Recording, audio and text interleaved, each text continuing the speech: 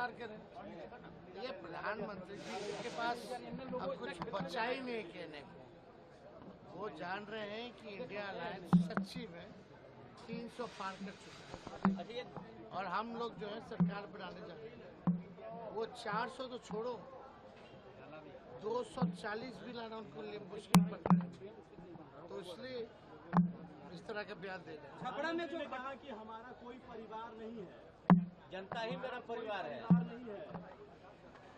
मेरा भी पूरा देश परिवार है, मेरे परिवार का परिवार है, इसमें कौन सी बात। जनता पार्टी के खिलाफ मतदान हुआ शुरू हुआ है। आखिरी तक जब पूर्वांचल का चुनाव खत्म होगा और 7वें चरण खत्म होंगे, भारतीय जनता पार्टी का सफाया हो जाएगा।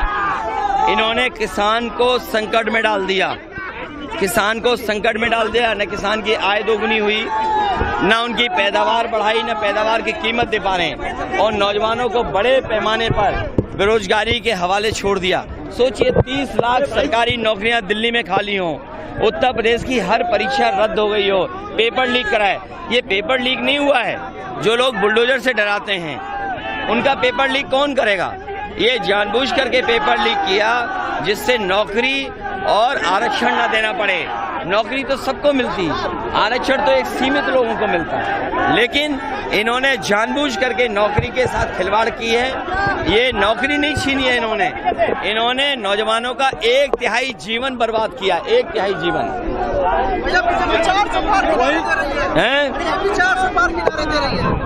वही प्रधानमंत्री मोदी जी का देखिए 400 पार इसलिए बोल रहे हैं कि 543 400 पार के मतलब 143 सीट हैं और जनता इन्हें 140 के लिए तरसाएगी।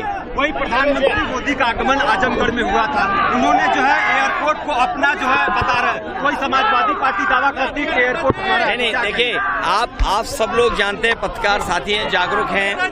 ये एयरपोर्ट नेताजी ने हवाई पट्टी बनाई थी, उसके बाद बड़ा पिछली सरकार में मैंने किया था, इसको और आगे लेके गए। लेकिन एयरपोर्ट का बनाना, पूर्वांचल एक्सप्रेसवे बनाना, यहाँ और सड़कों की सुविधाएं देना, ये काम समाजवादियों का है। उमर साहब, पीएम मोदी ने भी बोला कि काफी टर्नआउट हुआ है, उसको आप कैसे कह रहे हैं कि सिचुएशन ठीक है इसलिए सब कुछ टर्नआउट हुआ?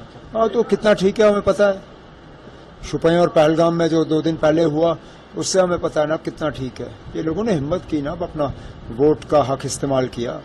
इसमें मरकजी हुकूमत को तो इसका कोई श्रेय नहीं जाता ना।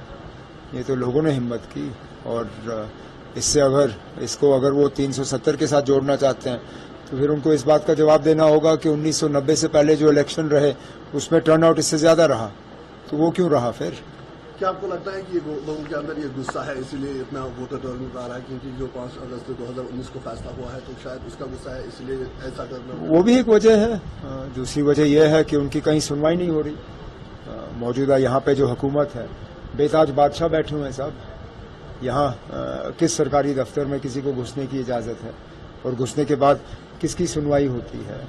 सारे फैसले जो हैं शाही फरमान की तरह जो है जारी किए जाते हैं और लोग जो हैं परेशान हैं। तो मुख्तलिफ वजूहात हैं, लेकिन अच्छी बात यह है कि जमहूरियत में एक ही तरीका है अपनी आवाज बुलंद करने का, और वो है वोट, और लोगों ने अपना वोट इस्तेमाल किया। ये लोग पूरे भाजपा वाले लोग डरे हुए हैं, लोकतंत्र की हत्या की जा रही है। हमें न्याय चाहिए। हमारे 3 कार्यकर्ता को गोली मारी गई है, जिनमें से 2 की मौत हो गई है, तो हमें न्याय चाहिए। ये सब भाजपा वाले गुंडे हैं, उनको सबक मिलना चाहिए, उनके ऊपर FIR होना चाहिए। प्रशासन से हमारी मांग है कि इन सबको गुंडों को पकड़ करके जेल में डालना चाहिए। इनके ऊपर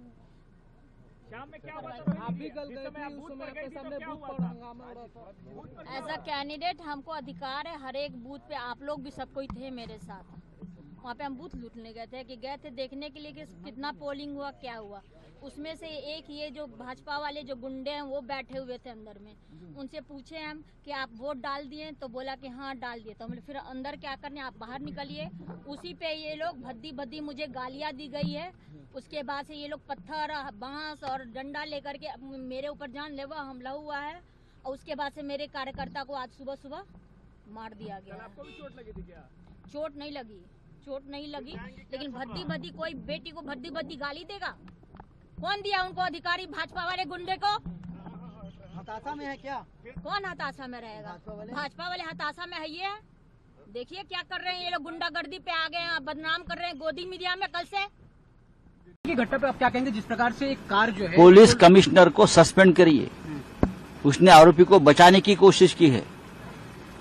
एक कपल, युवा कपल 25 साल का, जी सर, जिस बेरहमी से कुचल दिया, और जो लड़का है शराबी, उसको 2 घंटे में बेल मिलता है। हाँ, उसका रिपोर्ट मेडिकल नेगेटिव आता है। जो शराब पिया है वो वीडियो सामने है। कौन मदद कर रहा है? पुलिस कमिश्नर कौन है? ये पुलिस कमिश्नर सस्पेंड करो, नहीं तो पुणे की जनता को सड़क पर उतरना होगा। बाजार है वहाँ हो रहा है। आज हम करोल बाग बाजार में खड़े हैं, मार्केट में, और सिग्नेचर के माध्यम से जनता का समर्थन ले रहे हैं। आम आदमी पार्टी इस बार 4 सीटों से दिल्ली में लड़ रही है। 3 हमारे कांग्रेस के कैंडिडेट हैं, इंडिया अलायंस के कैंडिडेट्स उतारे गए हैं। और भारतीय जनता पार्टी का जो तानाशाह पूरे देश में चल रहा है, अब जनता उसका जवाब देने को बिल्कुल तैयार है। जनता समझ चुकी है कि किस प्रकार ऑपोजिशन और विपक्ष को खत्म किया जा रहा है, किस प्रकार धमकियों के माध्यम से, किस प्रकार डरा के धमका के दूसरे राज्यों में भी उनका कैंडिडेचर विड्रॉ करा लिया गया, उनके नॉमिनेशन विड्रॉ करा लिए गए, किस प्रकार डेमोक्रेसी और कॉन्स्टिट्यूशन, हमारे संविधान और हमारे लोकतंत्र को खत्म किया जा रहा है। जनता का भरपूर समर्थन मिल रहा है। इस बार जनता जो है जेल का जवाब वोट से देने को तैयार है। जनता वोट की पावर को समझ चुकी है, एक ऐसी पावर जिससे हम अपने देश को बचा सकते हैं।